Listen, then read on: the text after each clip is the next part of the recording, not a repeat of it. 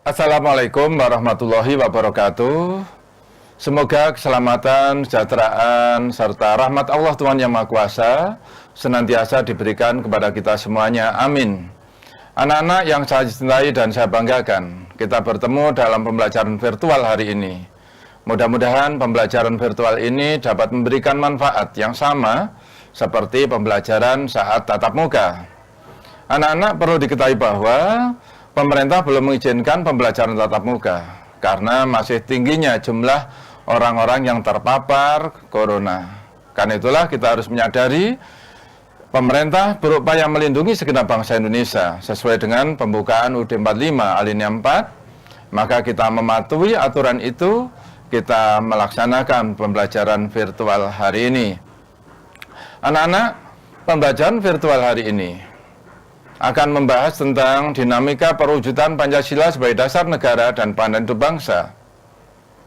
Nah, anak-anak tentu sudah merindukan pembelajaran seperti di kelas tatap muka. Nah, tentu pembelajaran virtual ini paling tidak bisa mengobati kerinduan anak-anak terhadap pembelajaran di kelas, pembelajaran tatap muka. Saya yakin sekali anak-anak sudah merindukan ketemu bapak ibu gurunya, ketemu teman-temannya, bisa mengikuti kegiatan ekstrakurikuler, juga bisa ketemu dengan ibu-ibu kantin kita. Saya yakin sekali. Mudah-mudahan, ya Allah, pandemi corona ini segera berakhir sehingga kita bisa tatap muka di kelas. Nah, anak-anak, ada satu ungkapan bahwa gadis cantik beli sepatu, sepatu dipegang tangan kanan. Apa peserta didik tidak rindu? Rindu dengan canda tawa teman. Saya yakin sekali kalian, anak-anak yang baik, anak-anak yang hebat, sudah merindukan kehidupan di sekolah. Nah, karena itu, sementara pembelajaran virtual, mohon kiranya diterima dengan baik. Ini nanti akan saya sampaikan top down ya. Jadi satu arah, sementara begitu.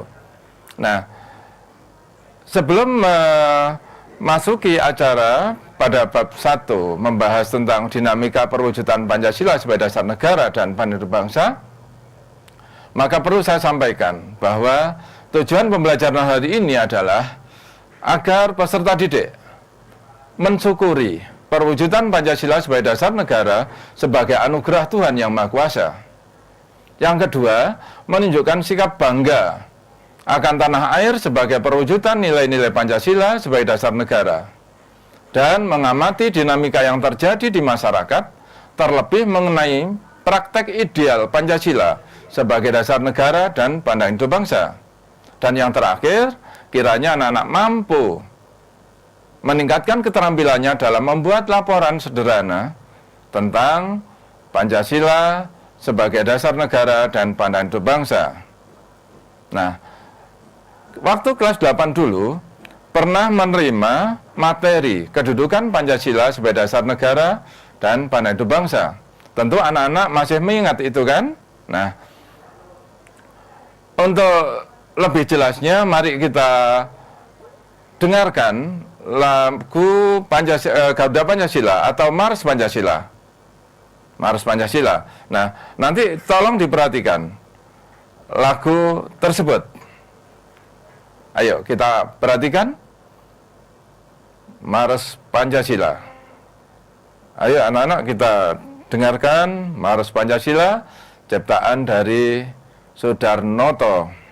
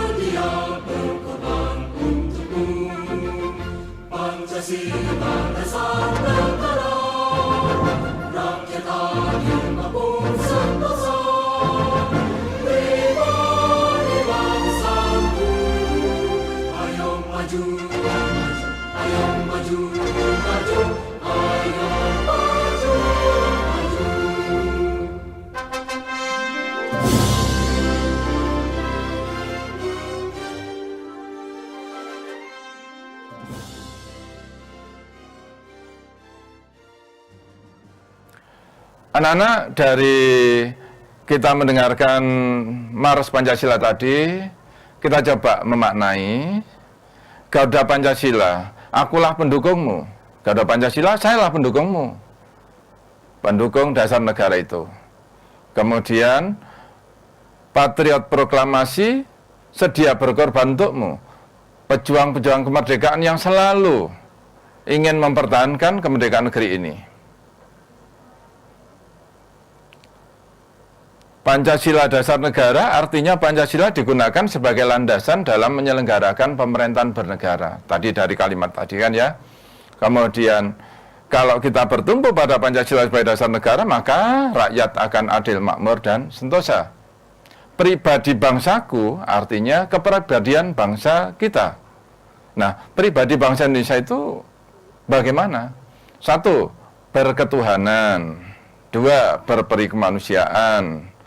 3, menjunjung tinggi nilai-nilai persatuan. 4, mengutamakan musyawarah dalam mengambil keputusan. Kemudian 5, senantiasa akan mewujudkan sebuah keadilan dalam kehidupan berbangsa, bermasyarakat, berbangsa, dan bernegara. Nah, begitu indahnya nilai-nilai Pancasila, anak-anak, maka kita coba, ternyata penerapannya tidak semulus yang kita bayangkan. Hari ini kita akan membahas penerapan Pancasila dari masa ke masa. Kita coba kaji, ada ancaman, tantangan, hambatan yang menyertai penerapan Pancasila itu. Nah, kita membatasi pembelajaran hari ini pada subbab A saja. Penerapan Pancasila dari masa ke masa. Nah, ini anak-anak, penerapan Pancasila dari masa ke masa. 1, ada masa awal kemerdekaan. Awal kemerdekaan itu tahun 1945 hingga 1959. Kemudian ada satu masa yang disebut dengan masa Orde Lama, tahun 1959 hingga 1966. Kemudian berkembang berikutnya adalah pada masa Orde Baru, 1966 hingga 1998. Dan yang keempat, yang terakhir adalah masa reformasi, yaitu tahun 1998 sampai dengan sekarang.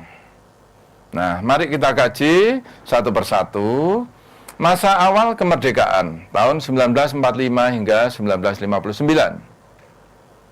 Ada banyak tantangan yang muncul saat itu. Tantangan ada yang datang dari luar negeri, ada yang datang dari dalam negeri. Yang datang dari luar negeri misalnya, upaya penguasaan kembali Belanda atas Indonesia melalui agresi militer Belanda pertama dan 2, di mana Belanda ingin menguasai kembali negara kita. Yang kedua adalah ancaman-ancaman hambatan yang datang dari masyarakat dan bangsa Indonesia sendiri, yaitu adanya upaya-upaya untuk mengubah atau mengganti dasar negara Pancasila dengan dasar lain. Nah, ini anak-anak saya sampaikan juga upaya pemberontakan terhadap NKRI di sejumlah tempat. Misalnya pemberontakan PKI Madiun. Tujuannya adalah ingin mendirikan negara Soviet Indonesia yang berpahamkan komunis. Jadi mereka ingin mengubah dasar negara Pancasila dengan dasar komunis. Tentu saja ini bertentangan dengan Pancasila karena kita menganut ajaran ketuhanan. Nah, dan bersyukur kita kepada Tuhan bahwa pemberontakan PKI Madiun dapat ditumpas. Berikut adalah pemberontakan DITI di Jawa Barat dan Jawa Tengah. Pemberontakan ini bertujuan mendirikan negara Islam. Dan memang ditandai dengan terbentuknya NII, Negara Islam Indonesia. Nah, NII ini negara yang didasarkan syariat Islam. Tapi pada prakteknya, pada kenyataannya, menyimpang jauh dari ajaran Islam. Pada saat itu terjadi pemberontakan, kemudian pengerusakan rumah penduduk, kemudian pembakaran rumah-rumah penduduk, kemudian penganiayaan, kemudian pengerusakan jalan-jalan kereta api, dan sebagainya. Dan ternyata pemberontakan DITI pun dapat ditumpas. Kemudian berikutnya adalah pemberontakan RMS di Seram, Ambon, dan Buru. Nah, pemberontakan ini bertujuan mendirikan negara sendiri. Penguasaannya sudah pada pulau-pulau Seram, Ambon, dan Buru itu. Namun pemberontakan ini pun mampu ditumpas oleh pemerintah negara Republik Indonesia. Berikut PRRI Permesta di Sumatera dan Sulawesi. Pemerintahan Revolusioner Republik Indonesia atau Perjuangan Rakyat Semesta. Pemberontakan ini pun dapat ditumpas. Juga APRA, itu pun bisa ditumpas, Angkatan Perang Ratu Adil. Berikut adalah berdasarkan UDS 1950, Presiden itu berfungsi sebagai kepala negara dan menjadi bagian dari pemerintah. Namun, tanggung jawab pemerintahan berada di tangan Perdana Menteri bersama para menterinya. Kemudian berikutnya ada lagi tantangan yang muncul saat itu. Penerapan Pancasila pada periode 1950 hingga 1959 cenderung diarahkan sebagai ideologi liberal. Hal ini ternyata tidak menjamin stabilitas pemerintahan. Nah, kemudian terlaksananya pemilihan umum pertama di Indonesia, yaitu tanggal 29 September 1955, yang ini disebut sebagai pemilihan umum yang paling demokratis. Berhasil memilih 272 wakil rakyat sebagai anggota DPR. Pemilu ini juga berhasil memilih anggota-anggota Badan Konstituante yang berjumlah 550 orang. Badan Konstituante itu adalah badan pembuat Undang-Undang Dasar. Namun dalam prakteknya, lembaga tersebut tidak berhasil membuat Undang-Undang Dasar. Karena itulah, melalui Dekret Presiden 5 Juli 1959, lembaga ini dibubarkan. Jadi Dekret Presiden 5 Juli 59 itu berisi 3 poin. 1 adalah pembubaran Badan Konstituante. Yang kedua, kembalinya kita ke UUD 1945 dan tidak berlakunya UUDS 1950. Yang ketiga adalah pembentukan MPRS dan DPAS. Nah, berikutnya adalah pada tahun 1950 hingga 59 muncul sejumlah pemberontakan yang bertujuan melepaskan diri dari Negara Kesatuan Republik Indonesia, yaitu pemberontakan DITI di Sulawesi Selatan, Kalimantan Selatan, dan Aceh. Kemudian pemberontakan PRRI Permesta. Nah, itu tadi tantangan, ancaman-ancaman yang muncul di masa awal kemerdekaan. Sekarang kita coba belajar mengupas masa Orde Lama, yaitu pada tahun 1959 hingga 1966. Sebagian pihak menyebut masa tahun 1959 hingga 1966 itu sebagai periode demokrasi terpimpin, yaitu sistem demokrasi yang pemikiran keputusan terpusat pada pemimpin negara, yaitu Presiden Soekarno. Pada masa ini, demokrasi dianggap tidak berada pada kekuasaan rakyat, sebagaimana yang diamanatkan pada Pancasila. Namun cenderung pada kekuasaan presiden secara pribadi. Karena itulah maka hal tersebut tidak membuahkan hasil seperti yang diharapkan. Kemudian terjadinya peristiwa Gerakan 30 September pada tanggal 30 September 1965. Ini yang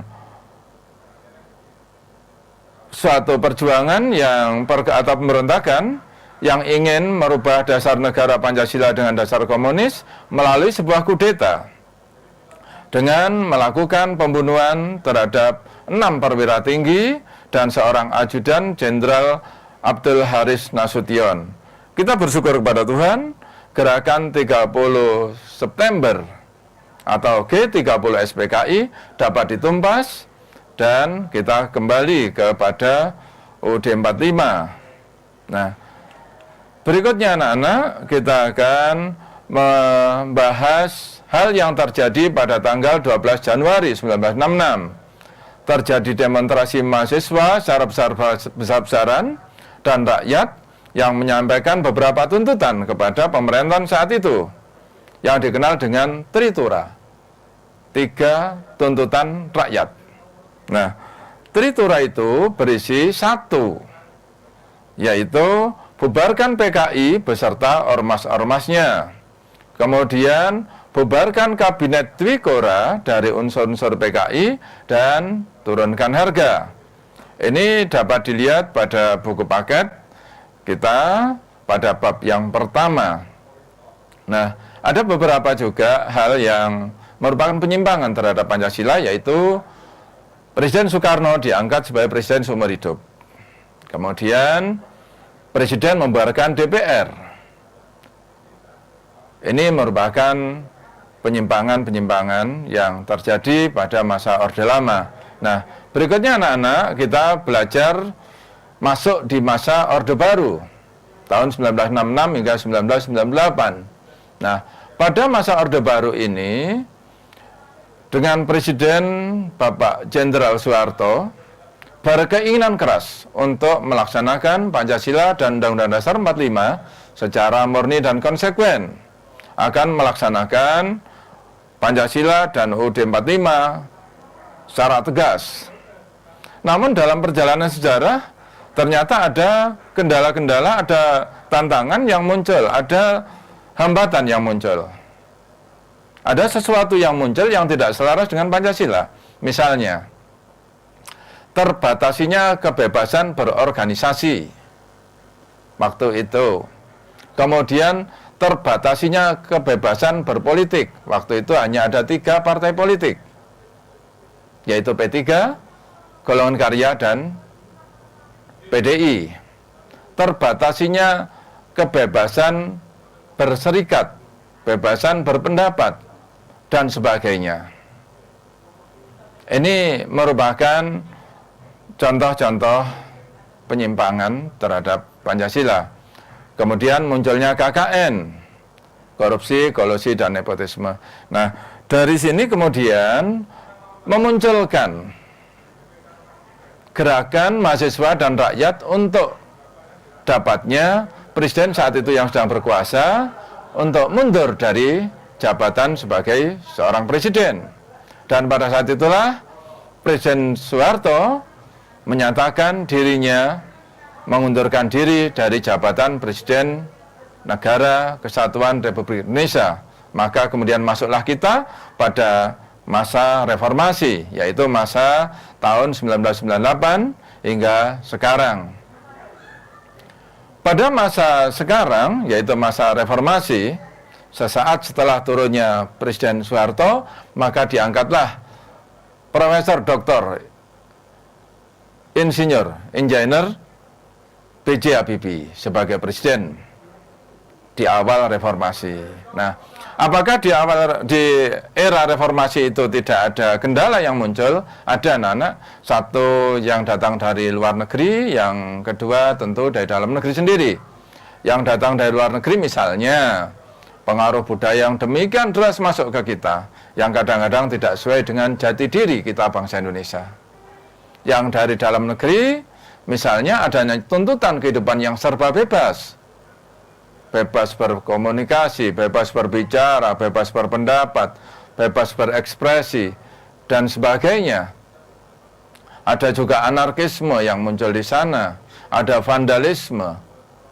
Jadi kesimpulannya, ada beberapa yang bernilai positif memang, tapi ada beberapa yang negatif. Yang positif memang orang-orang diberi tanggung jawab sesuai dengan tingkat penguasaannya. Kemudian untuk negatifnya adalah ini cenderung terjadinya perpecahan di antara kita. Nah, harapan kita sebagai generasi masa kini dan generasi yang akan datang adalah mempertahankan Pancasila dan Undang-Undang Dasar 45 itu dengan cara mengamankannya, dengan cara mengamalkannya dalam kehidupan. Semoga dengan kita berpegang pada Pancasila dan UUD 45 itu, kita akan jaya dalam kehidupan ke depan. Amin.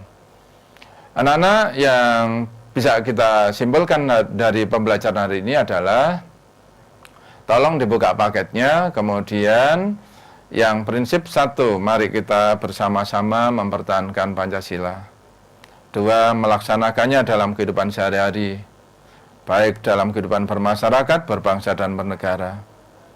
Kemudian tidak melakukan hal-hal yang bertentangan dengan peraturan-peraturan hukum negara. Nah, untuk tugasnya, tolong anak-anak menyelesaikan tugas mandiri 3.1. Kemudian kalau selesai, tolong dikirim kepada kami, dan kami akan memberikan apresiasi, memberikan reward bagi anak-anak yang memang hasil pekerjaannya sangat bagus. Dan kami akan memberikan penilaian secara umum kepada seluruh siswa. Demikian pembelajaran hari ini, mudah-mudahan ada manfaatnya. Kurang lebihnya mohon maaf. Kita akhiri dengan bacaan. Wassalamualaikum warahmatullahi wabarakatuh.